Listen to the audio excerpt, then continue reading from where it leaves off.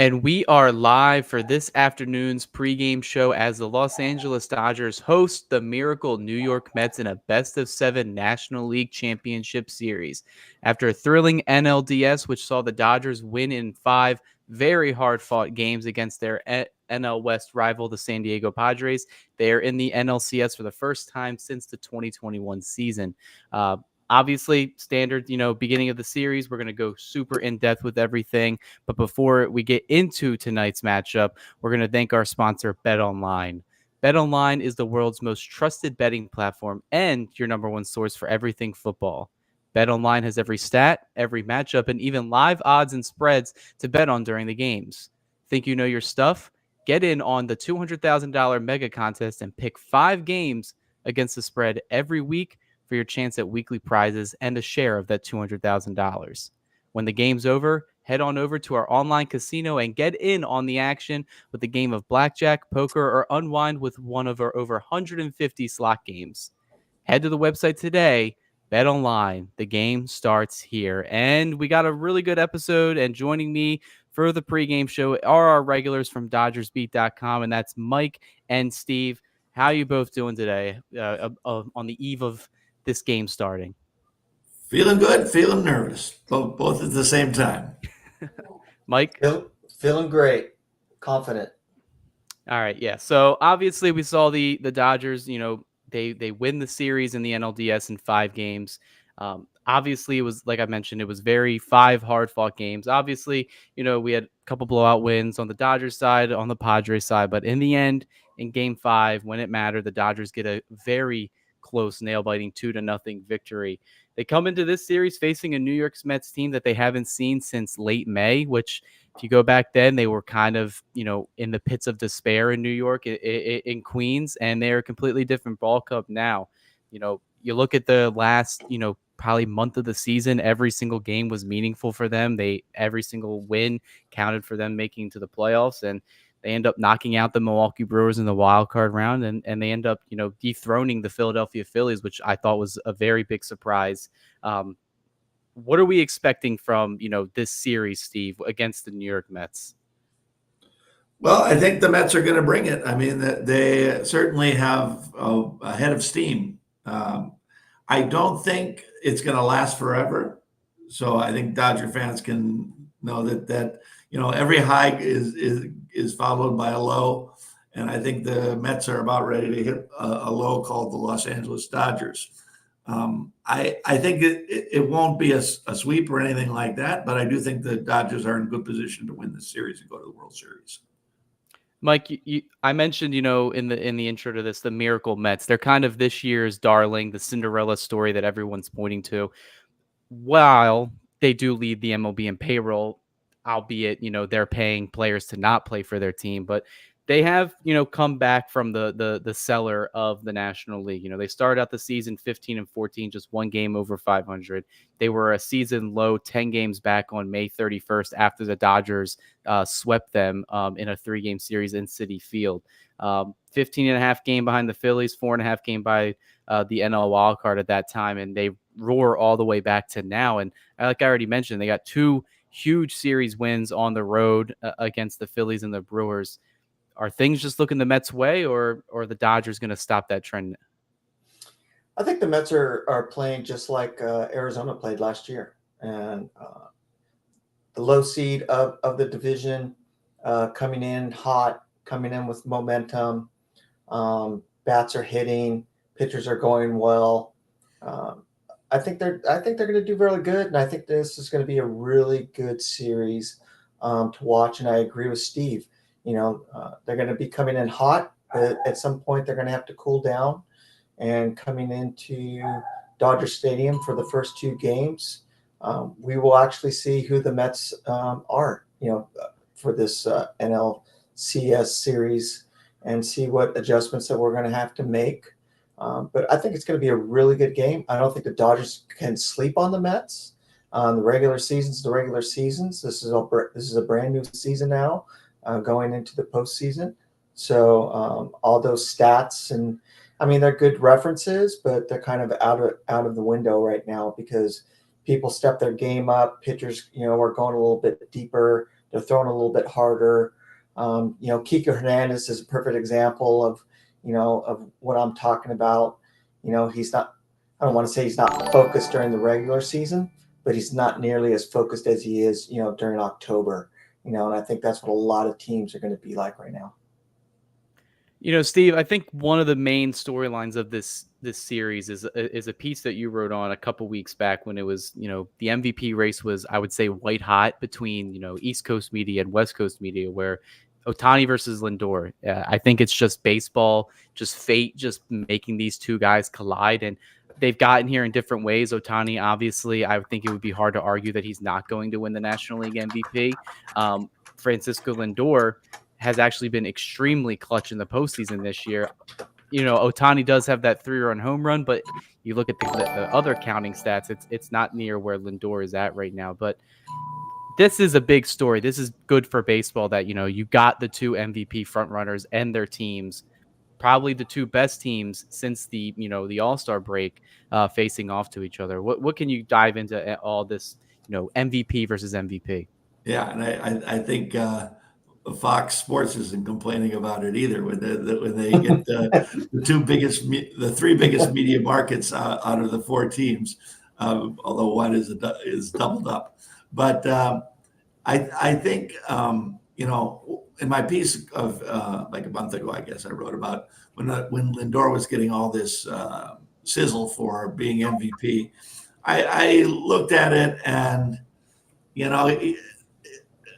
it was just not, I think, a very close race between Otani and Lindor for regular season MVP. I mean, the only argument that you could possibly say was that Lindor plays the field and therefore he should get the MVP, which is basically saying that no DH should ever win the MVP. Is that's the only argument you could make for Lindor winning is that no DH should ever win, because the numbers are just, I mean, starkly different.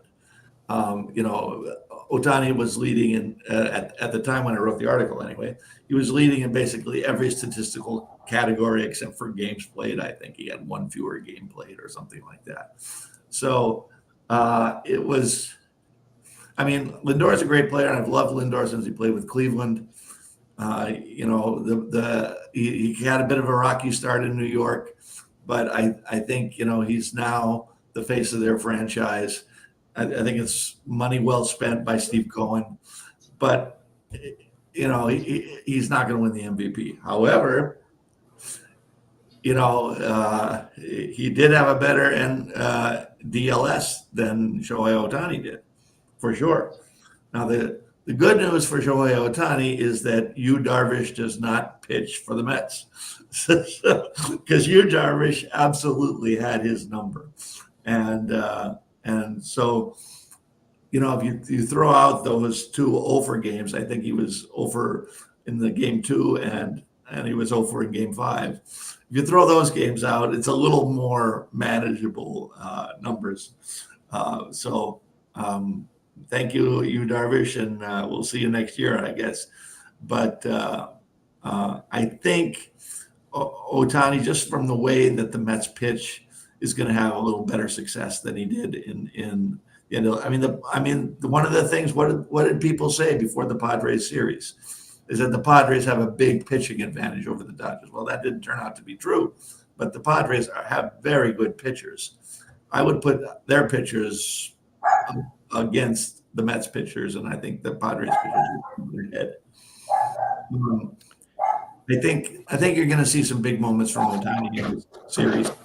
Certainly, he's going to improve upon his 10 strikeouts and 600 OPS that he had in the NLCS. So I'm thinking good things from him. Hopefully, we'll get a lot of good performances out of the rest of the bats. But I mean, again, it's we can sing from this hymnal every day that if you get production from Ohtani, Betts, and Freeman, you're going to win the series. It's just that simple.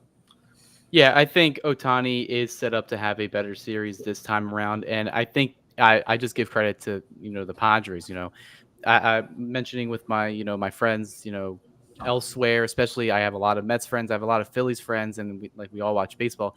It's not a thing to say, knocking the Mets. If I had to pick, which team is better that faced the Dodgers a bigger challenge, it would have been the Padres. And we saw why, because the Padres, all their deadline acquisitions were kind of strategically to try to beat the Dodgers. And especially it worked against Ohtani because their lefty relievers, especially Tanner Scott, were amazing against Ohtani. They did their job. It was the offense that just went, turned the off button on. That's the whole reason that the Padres pretty much lost that series, thanks to the Dodgers bullpen. Um, I think, looking at what we'll get into it more, like breaking down the roster between the Mets, but there's really not a left-handed, relief pitcher that really catches my eye except for David Peterson. And then the two lefty starters that are in the rotation historically have been kind of owned by the Dodgers throughout their careers. So I know it's the postseason, so we'll see what happens with that. And we'll see if Peterson gets used a lot today. He might get burned up in the first game. Yeah, it depends on what's going to happen because, like we mentioned off air, it could be a potential bullpen game for the Mets today.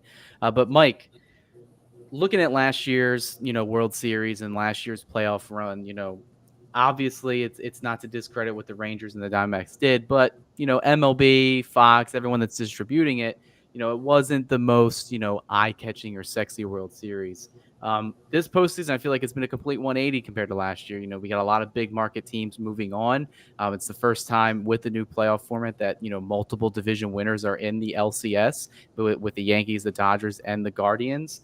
Looking at this, East Coast, West Coast, Dodgers, Mets, and Ohtani versus Lindor, like I mentioned with Steve, how big is this for the game of baseball before we start breaking into this game? It's big for the game of baseball, especially with the Ohtani effect that's been happening most of the year. It's not just for the United States; it's for the world. So everybody in Japan is going to be tuned into this series. With Kodai Senga that's pitching today, even though he's only going to go make maybe 2 or 3 innings, pitching against Ohtani. It's going to be a little bit different than the Padres series, because in my opinion, Ohtani was too wrapped up with the Japanese culture and the respect for one of his mentors. I don't think he came out, the way that he should have against Hugh Darvish. I think he could have lit Darvish up, but I think he just had too much respect for him, and he let too much of the Japanese culture get involved with with his hitting and stuff. But it's going to be big. I mean, you got New York, you got California, the West Coast, the East Coast, the big television contracts that are out there. Fox is going to, like Steve was saying, Fox is going to benefit well from this. Games are being started at 8:00. We got an afternoon series. So eyes will be tuned in. They're not going to be waiting until midnight to watch the game. On the East Coast, they're actually going to be, have a decent hour to actually see it. So I think the viewership is going to be high, and not just, like I said, not just in the United States, but around the world. I think it's going to be very exciting. Yeah, it's got everything for a big series.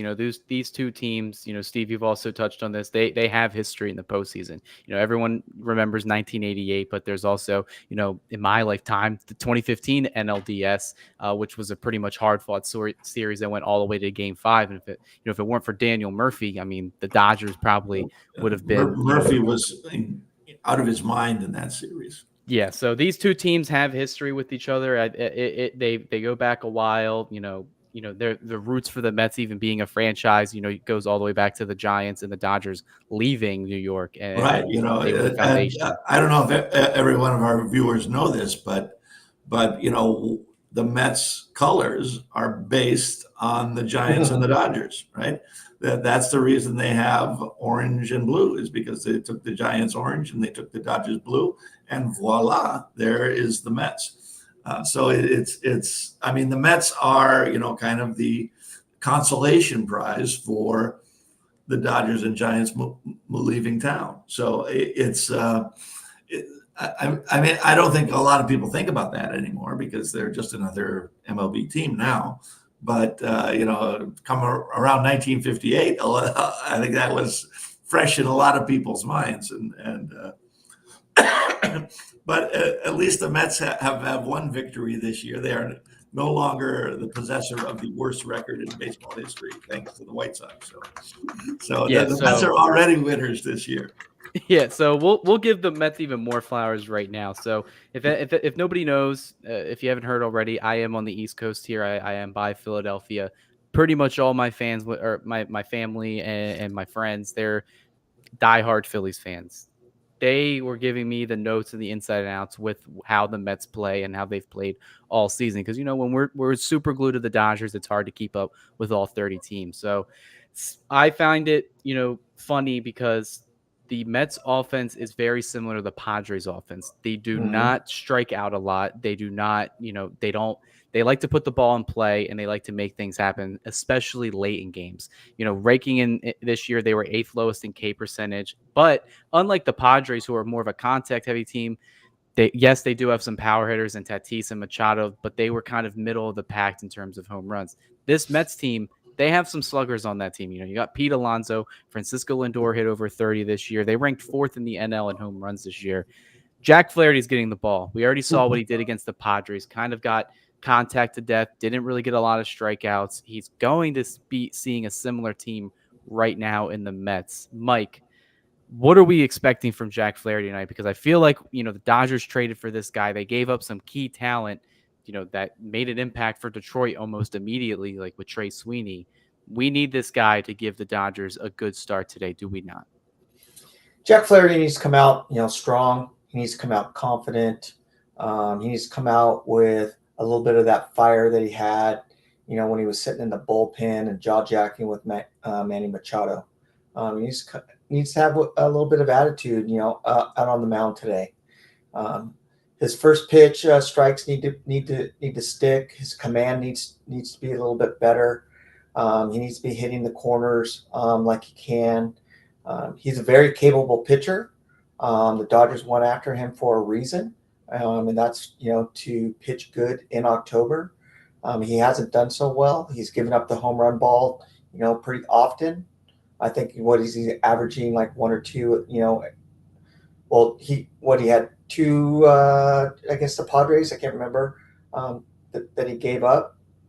So like you're saying, Cody, the Mets have a very good hitting team that could give Flaherty some problems.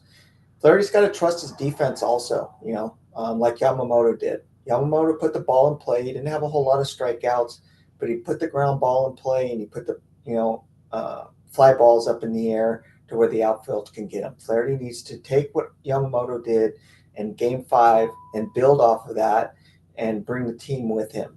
As long as Flaherty does that and gets his pitch mix going, have good communications between him and Will Smith, and have a good game plan, for the Mets, which I think they do. I think he's going to have a good outing today. And he also, in my opinion, he needs to go at least 6 innings today. Yeah, speaking of, length and going at least 6 innings, that's something that Dodgers and Dave Roberts mentioned in his pregame presser today, where Game 1, I think it's always important no matter what series you're playing, whether it's opening day, NLDS, wild card, NLCS World Series. When you can go up 1-0, it makes the rest of the week easier, it makes the rest of the series easier. This start right here is really big for the Dodgers, because if Jack Flaherty can get the length, it kind of sets up the pitching for the rest of the series. Steve, I know you wrote about the pregame interview with Roberts. How important is it for Flaherty to go deep in this game to set up the rotation for the rest of the week? Well, I think a deep Flaherty run in the Game 1 would set the Dodgers up perfectly, because you would then bullpen Game 2, and then go with Bueller and Yoshi in 3 and 4, and then you might, and then 5 you'd have to see where you were at, but you could see Landon Knack starting 5, and then have a couple of options and a day off when you come back. So it would seem that it's, I wouldn't say it's the key to the series, but it's certainly it would put the Dodgers in a very good spot if they got length and they won the ball game. They would be in a great position. Yeah, Mike, that's a thing, with the DS, 5-game series, couple of off days thrown in there. The Dodgers definitely were able to get away with, using their bullpen a lot. They pitched 24, in a third innings this postseason already, which I think is the most in of teams that are remaining. Yeah, I don't think that can be a plan that they can utilize. Yes, if they want to go to a bullpen game tomorrow, if things work out today, but they're going to need to get length of the starting rotation regardless. Yamamoto had a really good start going 5 innings. Flaherty needs to continue that. Outlook for the Dodgers rotation, how important is it getting them length and getting them at least a quality start this series? It's going to be very important for the team, especially for the bullpen, being able to save their arms, for when they're really needed. Like I said, Flaherty needs to go at least 5 to 6 innings. If they do a bullpen game tomorrow, those guys need to pitch well, accurate like they have been. If Walker Buehler goes on game 3, and he needs to go another 6 innings, 5-6 innings, it's very important.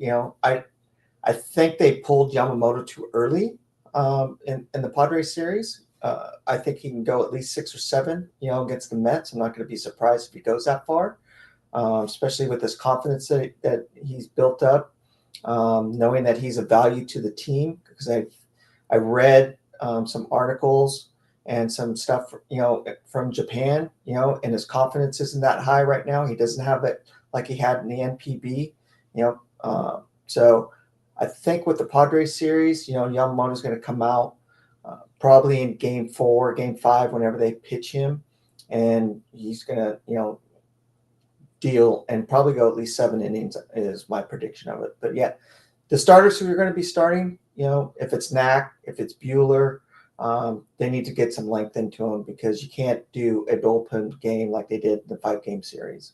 Yeah, and if the Dodgers get a lead as far as games go, if they're up like 2-0, Yep. and they find themselves in a situation where they need to pull a pitcher early, you're going to probably see Kasperius, and you're probably going to see Honeywell, because at that point it's just about eating innings and getting to the next day.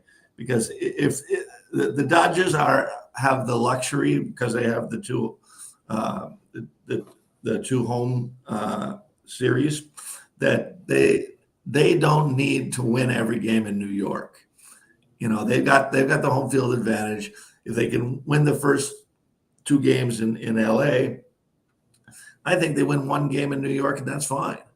And then they just come back guns a-blazing in game 6. And I don't need them to win 2 out of 3 or sweep in New York. Now, if they split, they got to win 2 out of 3, I think, in New York. Mm-hmm. So that's going to change the pitching plans altogether. So I think the key to this, I think even more so than the last series, and I know you guys said that it was important for them to win the first 2 games in the last series.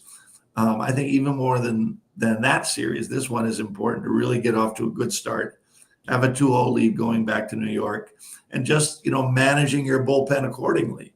That you don't, if things get out of hand, come on in, Brent Honeywell, you got the rest of the game, and that's what they have to do. They have to play for the war, not the battle, right? Yeah, it's a 7-game series. It's a long series, which is why I don't think they can get away with bullpen games, more often than not. When I'm piecing it together in my head, if they don't want to give Landon Knack or, Kasperius like a bulk inning start, then you're probably looking with off days, maybe 1 or 2 bullpen games. But say Yamamoto gets, lit up again, or say Jack Flaherty doesn't have it today and they have to go to their bullpen in the 4th or the 5th inning. That's I am a firm believer that you can see a guy too many times, and especially in a 7-game series, and that could, bode well for the Mets if they're seeing multiple guys. That's the reason why I think they saw the Phillies really well, because they played the Phillies a lot late in the season, and they took 3 of 4 in New York before the end of the regular season. So yeah, the Phillies bullpen was terrible in that series. Yeah, and that's the key here, I think, is because of the bullpens. If you look at the Mets bullpen, they have a lot of guys that are just out of the ordinarily bad right now. Edwin Diaz has an ERA over 8. Phil Maton, who's been someone that the Mets have counted on this season, has a 13.5 ERA. The only guy that's really scaring me in that bullpen is like we mentioned, David Peterson, the lefty, because he can get out multiple guys, and he's a Swiss Army knife starter. He can start games, he can pitch in bulk, he can pitch in the bullpen. The Mets are kind of in a similar situation with the pitching department. Obviously, yes, they have I would say a little, maybe one more extra starter than the Dodgers. Currently, their rotation is Jose Quintana, Sean Manaea, Luis Severino, and then Kodai Senga, who's starting tonight. But Peterson's been an arm that they've relied on as well. Senga's, this is his third start in the entire 2024 season, including postseason. He made his first start since July against the Phillies in the NLDS and only went 2 innings. So today could be a day for the Dodgers to take advantage of that start. Mike, Kodai Senga was a guy that, a Japanese pitcher that everybody wanted to get last year. He's got the ghost forkball. He's got the stuff working, but he was only able to go 2 innings last week against the Phillies. What should the Dodgers expect from him this time out? Well, Kodai Senga was a very good pitcher in the MPB. I've seen him pitch, a few times when he was there. He has a 94 mile an hour four-seam fastball, an 80 mile per hour forkball, and a 90 mile per hour cutter, which he's mainly going to be using, against the Dodgers, especially in his, only going 2 to 3 innings, today. Just came off the 60-day IL with a calf injury. Didn't pitch very well, against the Phillies only went 2 innings. He gave up a home run. He walked one guy and only had 3 strikeouts. I think the Dodgers hitting right now is a little bit better than the Phillies. So I think they have the opportunity to really light him up in the first or second inning, to where they're going to have to go into their bullpen, super early in the game. And So B. Steve actually mentioned that in the chat. And sorry to cut you off, but like the Phillies, we can all agree their offense was ice cold. The Dodgers' offense with the bye is not cold at all right now. They are clicking on all cylinders, and that's even with Ohtani going through like a 1 for 10 or 1 for 11 stretch in the last 3 games of the DS. Yeah, like I said, I don't think he's going to last too long. I'll be surprised if he lasts 2 innings, because I think that the hitters are going to get to him real early and they're going to get a good lead. And again, as we talked about the pitching just a few minutes ago, if they get a good early lead, 3 runs, 4 runs, in the first or second inning, how's that going to help Jack Flaherty? It's going to help him a lot. It's going to give him confidence. He's got a pretty good lead. He's going to be able to concentrate more and be precise with his pitching. He's not going to be rushing things, having to overdo it because he's like, oh, I can't score any runs, or pitching from behind, like if the Dodgers are down, 0-4, 0-4 or something like that. He's pitching with the lead, and so I think if the Dodgers get to Senga early, this game we could get game 1 pretty easily. Steve, we mentioned, getting early leads was very important in that Padres series. And I think we were saying that for a variety of reasons. One, just mentally, we wanted the Dodgers to have a lead to kind of silence the Padres crowd when they were in Petco, mentally at Dodger Stadium, just to say, hey, maybe we can beat these guys. I think it's still important in this series because, like what Mike said, it changes the way Flaherty will pitch, because every pitcher will tell you if they have a lead, they're going to pitch a lot more comfortable here. Kodai Senga, like we mentioned, only 2 innings, allowed the home run to Schwarber, but the Phillies didn't really do much the rest of that game, had the 3 strikeouts in 2 innings. Glorified, we're maybe looking at maybe like 3 or 4 innings from him max. If the Dodgers could work him, get a couple runs, and go to that bullpen, how key would that be to today's game? Can I say something real quick, Steve, before you? One thing to think about is Kodai Senga didn't have a big rehab session when he came back. So he's kind of doing what Yamamoto. Yeah, he just kind of came back. They were just like, he's starting game 1. Yeah, he's kind of doing what Yamamoto has been doing and doing his rehab sessions right now. Sorry, Steve, to interrupt you on that one. Yeah, I think the first time through the batting order is going to be. I think that's what the Mets are hoping for. They're hoping for a one time through the batting order from whatever that is, 2 innings, 3 innings, whatever. But if we can make it, an inning and a third once through the batting order, I think the quicker we get to the bullpen, the more it snowballs on the Mets, right? And the longer Flaherty goes, the more it benefits the Dodgers. So since it's sort of built in that this is a bullpen game for the Mets because you just can't get single length. It's if you get start the bullpen game earlier, Peterson probably comes after Singa, right? And I would guess they're probably hoping to get 4 innings out of him at least. So if they get 3 out of Senga and they get 4 out of Peterson, then they're sitting pretty, right? But if they get 1.5 out of Senga and they're behind, well, they're going to be in big trouble. And because I don't think Peterson is going to quiet the bats if they're already rolling. Yeah, the Dodgers offense, I already mentioned it, and sorry to all my Phillies fans that may be tuning in, but yeah, the Phillies were ice cold. Dodgers offense is kind of firing on all cylinders. They're getting a lot of, opportunities at the top of the lineup because the bottom of the order has been the unsung hero of this series. Tommy Edman, Kike Hernandez, all these guys, 5 through 9 have been getting on base in a variety of ways. Dodgers defense has also been stepping up big time in this series. Oh yeah. One of the big things before we go on after that second inning, a couple of those roster changes for this series. And I mentioned it yesterday that it would make more sense to kind of leave off Miguel Rojas from this roster due to his groin injury. And the Dodgers ended up doing that. They add Kevin Kiermaier back as his kind of quote unquote replacement. Mike, what are we expecting from Kiermaier this series? Because I don't think he'll be an impact much in these first 2 games, especially with the left-handed starter tomorrow.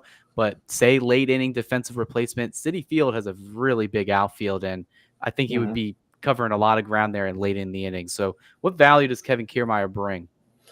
Kevin Kiermaier brings, like we've talked about, in past podcasts, in some writings that we've all done, he is a good defensive center fielder.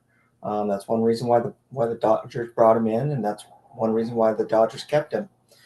For his defense. His batting has been not great.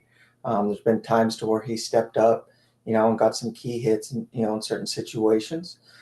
So I think Kiermaier could do well over in New York because he's going to have to cover a lot of ground, and there's going to be times to where Edman's going to be playing second base because they're going to play the Cards, and Lux is going to be taken out against the left-handed hitter. So Kiermaier or Pages are going to be in center field. So I think he's got. I don't know, man. He's good defensively. I don't really count on his bat, but like you were saying, Cody, the bottom of the order could carry him for that. Kind of like what they've done for Rojas, in the regular season, early on. So I think he's going to be. Though he'll be used, but not nearly as much as what people think. And Steve, kind of same question. Kiermaier, we know what he brings to the table. He's got speed even with his age. He's in the final season of his career. He already announced that he's more than likely retiring after the end of this season. We've seen him bunt before. I would say he's arguably probably him and Edman are the best bunters on the team. Mm-hmm. Defense, we know what we got in him. Are you surprised that he was added to this roster and Rojas was left off? No, I wasn't. I think it's a good move. Because if you remember in Game 5 of the NLDS, the ninth inning, they made some defensive switches, and Andy Pages was in the game in center field. That is not what should happen in a 2-0 game. I mean, God bless Andy Pages, and I think he's going to be a good ball player in time, but he's not a fantastic defensive center fielder. You have Kiermaier as sort of a safety blanket out there because we know who Mookie is. Teoscar is kind of marginal as a defensive ball, but if you have Kiermaier in center field, you've covered a lot of ground a lot of territory on both sides, and it's I feel like at one point in this game, Kiermaier is going to be in there, and he's going to do something great. I don't. Mhm. It might be once, and he'll go over 7, but I think he'll do something great in the field at some point during this series. So I'm glad that so at a certain point you can't say I'm going to tough it out, and Miguel Rojas was just trying to tough it out, and it just wasn't happening. Yeah, my Maybe thought. maybe a week off will help him. Maybe he can be back on the roster in next week if we're playing next week. But right now he's not helping anybody. He's just sitting on the bench. My thought process through this whole thing, especially when I was like looking at the roster and what they should do against the Mets and how it looked in game 5, what happened in game 3 with, Freddie Freeman's play and then Rojas's, like mental mistake, not flipping it to Lux.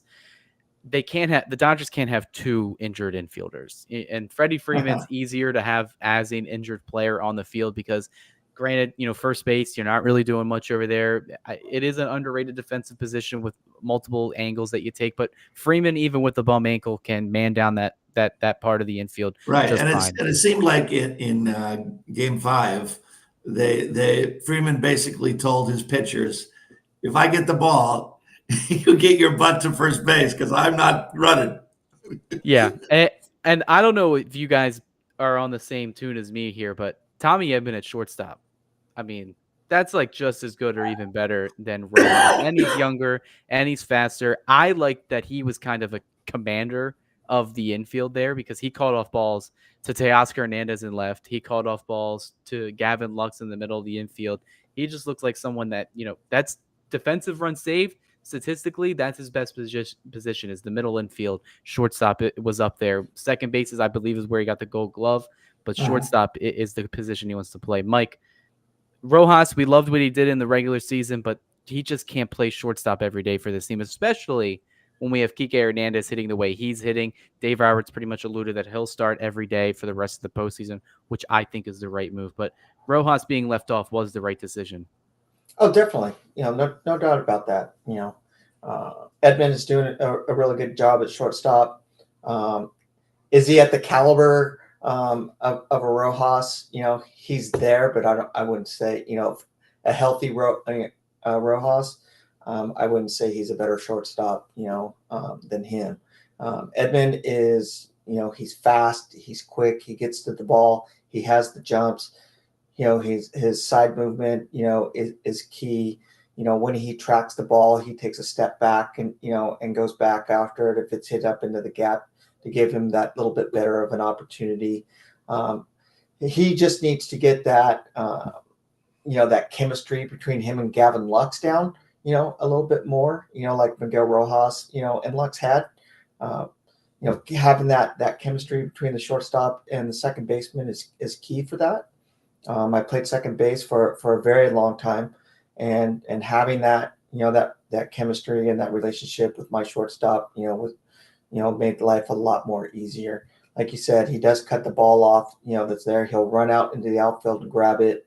And kind of like Steve said, Teoscar Hernandez isn't the biggest ball of fire out in left field. In my opinion, he's a little bit lazy out there at sometimes. And doesn't hustle for the ball as much as I think he should be. So I think Edmund is going to do great. I hope his bat wakes up.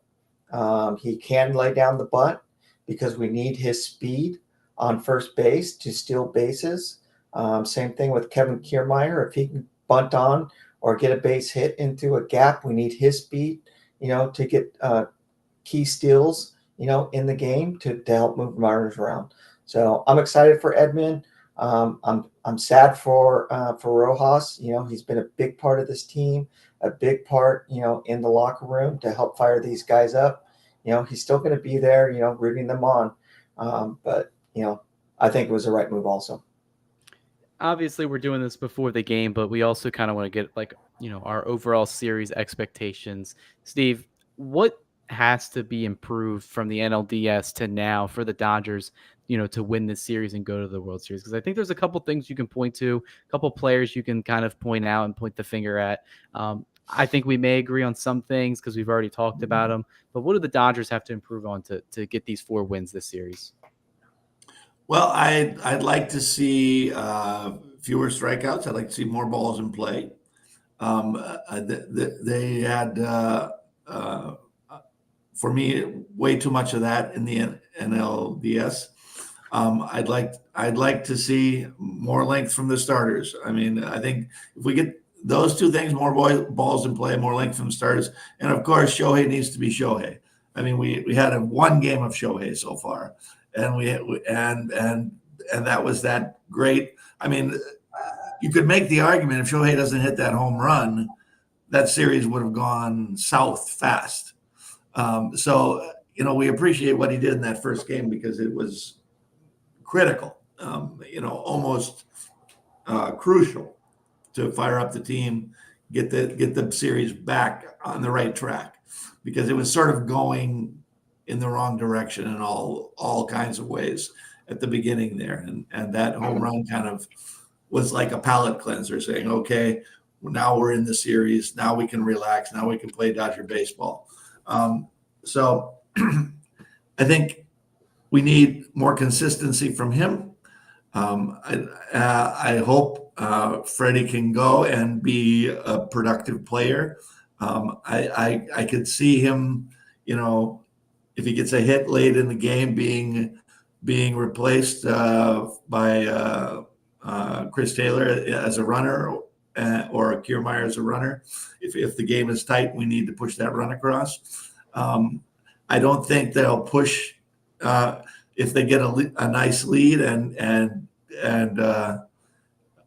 Freddie's already had his last at bat. I think probably they'll pull him off the field and just they have to really manage that situation. Those 3 games in a row in New York is a little scary. The day game after the night game is a little scary. So I don't know how they're going to handle Freddie in those 2 situations, because I think having a healthy Freddie in the lineup is high on the list of things that need to happen for the Dodgers to really do well. I'd like the series to be shorter. I don't want it to go 7. If it goes 7, they're going to be spent. And I think it was Jack Harris from the Times today when he was asking Dave Roberts about the similarities between this series and 2021 when we went to Atlanta, right? Well, through goofy MLB rules, even though we had 20 more wins than Atlanta, we didn't have home field, and we were just a spent force by the time we got to Atlanta. I mean, we had that one great game when Cody Bellinger hit that home run, but basically it just wasn't there because we'd spent all of our energy beating the Giants. Yeah, I definitely see some similarities between that series and then coming into this one, because this 5-game series against the Padres, like, I'm not even trying to sugarcoat it. The Padres, I think, were the best team left in the playoffs. They were the team that gave the Dodgers the most fits during the regular season, and they employed every single thing that they could this series, whether it was the bullpen, the starters couldn't go deep in the game, the hitters had to grind out bats. Overall exhausting, series win. They only get 1 day off between then and that series and the beginning of this series, while the Mets, on the other hand, have had 4 or 5 days off since their last game played. So it is important. Thankfully, we're home this series, though. Yeah, no doubt about it. But Mike, let's go to you now. Obviously, we want the Dodgers to get 4 quick wins. It's not always that simple, but what are some things the Dodgers need to improve on, not only to win this game, but the next 4? I agree with Steve. Pitching needs to go longer, 6, 7 innings. No doubt about that. The starting pitching. Max Muncy needs to start hitting. Max Muncy needs to start putting the ball in play. Max Muncy needs to start hitting home runs once again. He needs to step up and start hitting that ball. Will Smith has shown signs of it in the Padres series, where he got that that monstrous home run out into center field that virtually just went to the moon. But he needs to do a little bit more too. He needs to start hitting the ball, putting the ball in play, along with Tommy Edman. All three of those guys need to step up and start hitting the ball, putting the ball in play, moving. And I sound like a broken record, but this is what wins games. Move the runners around into scoring position and score those runners when they're in those positions.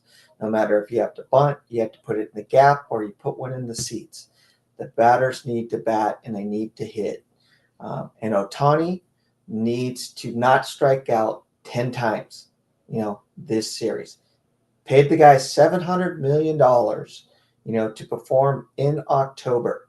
He needs to step up and start performing in October. Stop chasing the pitch the way that he did. It was like embarrassing at some of those pitches that he went after. And his swing and miss is just like he's regressed back to the last 2 months before the October even happened. It's like, where'd this guy go, from the last week or the last 2 series, going into October? Where did that Ohtani go? Yeah, Seems like Otani's at a alarming, I think when I checked today, like 48% K percentage, which is not ideal when you're striking out that many times. no, And not you're at not all. putting the ball in play. You're not getting the RBIs. Like we said, Steve already mentioned, only 1 game of Otani so far this October. Well, Thankfully, unlike the Angels, he has a team around him that can, compete and get them in the ball games. But Dodgers to win these next 4 are definitely going to need Otani to step up. he's the leadoff hitter. He either needs to score the guy of the bottom of the lineup, or get on base to move around to steal bases, or to score himself, or to start hitting home runs. He's the leadoff hitter. He needs to start hitting like it. Yeah, my thing to watch this entire series for the Dodgers is what Steve has mentioned has been the key theme of this postseason, is pitching. Pitching wins ball games. Pitching wins in October, and a lot of these games have been low scoring. We have rarely seen some offensive onslaughts, throughout the league, including the American League postseason. Um, Dodgers starters that 5-game series against San Diego, they had a 6.87 ERA, 2.75 strikeouts per 9, 7.2 K percentage, which is just dreadful. And then only 19 and 2/3 innings pitched. That can't happen this series against the Mets, who have actually really been, probably a lot better than expectations with their starting rotation throughout the regular season and coming into this. Like I mentioned earlier, they have a full staff of arms that they can Mm-hmm. deploy at you. They got 2 lefties in there as well. Those guys are definitely going to give the Dodgers fits in October. But the Dodgers starters, they have enough to get it done. You need at least 2 or 3 guys, but your 2 or 3 guys, or even just 2 guys, need to be dogs. They Uh, got to go 5 or 6 every time out. If you can get more, awesome. That will set up the Dodgers bullpen for the rest of the series, where I'm going to be honest, if the Dodgers offense, I think they're going to still hit. If they can get pitching to go 5 innings almost every start, 6 innings with the bullpen the way they've been pitching, there's a chance this series can be wrapped up in 5 games. I don't want to see him go 5. We're setting the bar too low.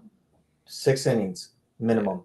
Steve, any problem with that statement? Because I don't think it's a discredit to the Mets. I think, they beat a really good Brewers team that had 93 wins. They beat the Phillies, who, granted their offense went cold, but they won 95 games. They won the season series against the Mets.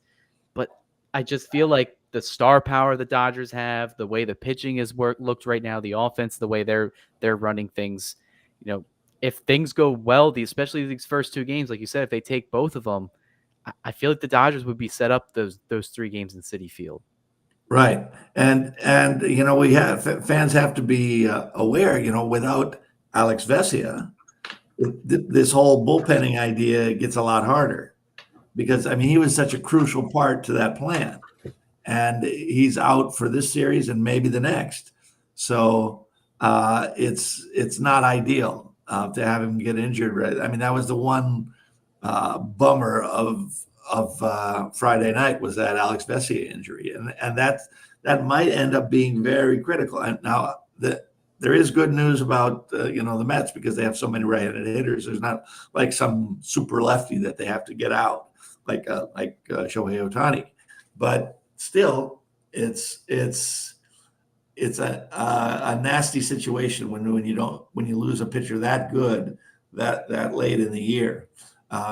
So Dodgers, you look at the Dodgers bullpen, which was extraordinary, but then you look at, we have Edgardo Enriquez, Ben Casparius, and now Brent Honeywell. Those guys are not going to see meaningful innings, right? I will say my key stat with Honeywell is that he does have reverse splits because of his screwball. He has actually pitched well, like way better against left-handed batters, but like you said, he's not going to see meaningful innings. Obviously, if the Dodgers deploy a bullpen game, he's probably going to see an inning just to make sure that the entire bullpen isn't being overworked. But yeah, losing Vesia is a huge part, because Vesia wasn't just the guy that got lefties out. He was the guy that had really good splits against righties as well. Mm-hmm. Banda, as much as I love him, we've seen him kind of go through the ebbs and flows, especially in the latter half of the second half. So he's going to be dependent on. But I like what you brought up, Steve, is that the Mets, they don't really have a power threat from the left-handed side. Their best hitter, Francisco Lindor, he's a switch hitter. So it doesn't really matter what pitcher you put up against him. Yep.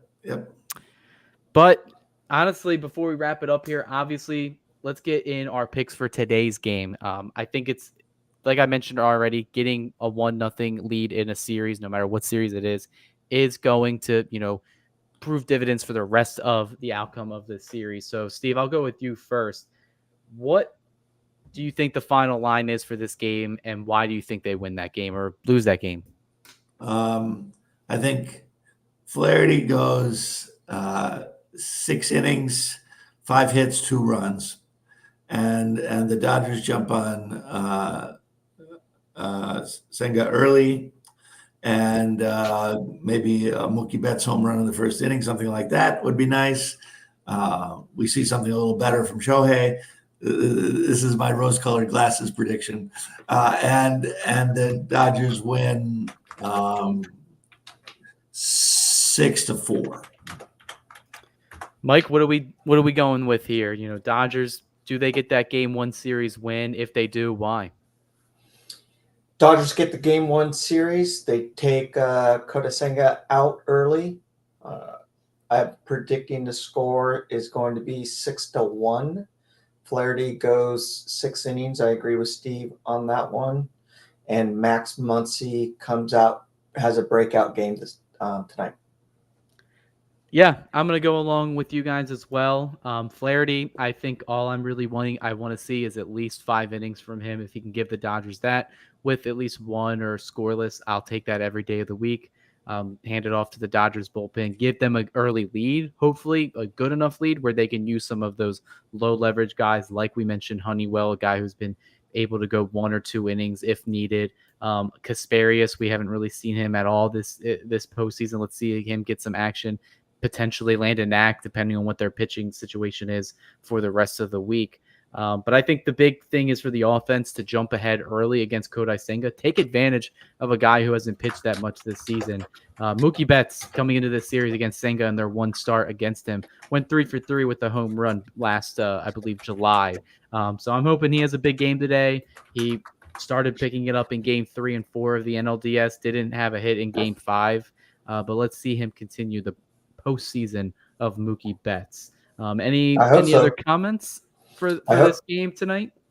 I agree. I hope Kike, Gavin Lux, Tio, and Betts keep producing and keep hitting, and I hope Ohtani, Muncy, and Smith and Edman all have good games.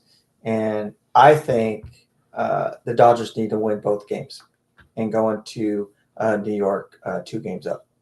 Yeah, I think we would all want them to go into New York 2 games up in Citi Field. That way, not much pressure to get, only 1 win compared to, all right, we split the series. We need to get 2 wins so we can go back to LA in good hands. Steve, any closing comments before we end it here? I think the Dodgers are in good position. I think they've got the horses to win this thing. And I think, Dave Roberts is managing a really good postseason so far.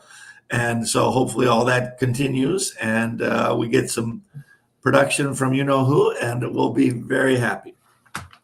Yeah, obviously, guys, like the NLDS, we're going to try to do these pregame, postgames for every single game of this series. Obviously, some time constraints may cause a ripple in that, with some of these games like tomorrow being in the middle of the afternoon. So we'll keep you posted on social media. So make sure you guys follow us there, subscribe to the channel, like the video. That really helps with us getting the page out there. We're very close to 10,000 subscribers, so we definitely want to hit that goal this October. That'll be a huge milestone for the page. And then DodgersBeat.com, you can see it in Steve's bio right there. Steve, what do we got going on with the website right now? Let's see. We've got the 3 pregame interviews from Andrew Friedman, from Dave Roberts, and Max Muncy are up there on the website, so you can read and watch the interview. I also have a nice little piece that I put together about the '88 NLCS, which was epic in many ways, and there's going to be post-game comments probably as well. So be checking in before and after the game every day, and we'll have plenty of stuff for you to chew on. Yeah, we got a lot of content coming at you from the social media side, from the website, and then from the YouTube and podcast side. So, guys, don't miss out on it. Make sure you subscribe and do all that stuff I already mentioned. And we'll see you for tonight's post-game show. That's for this pregame show. And this episode was brought to you by Bet Online. Let's go Dodgers, guys. Let's go Dodgers.